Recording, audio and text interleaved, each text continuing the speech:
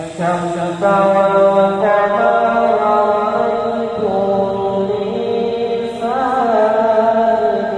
ساجدين قال يا بني لا تقصص رؤياك على إخوتك فيكيدوا لك كيدا إن الشيطان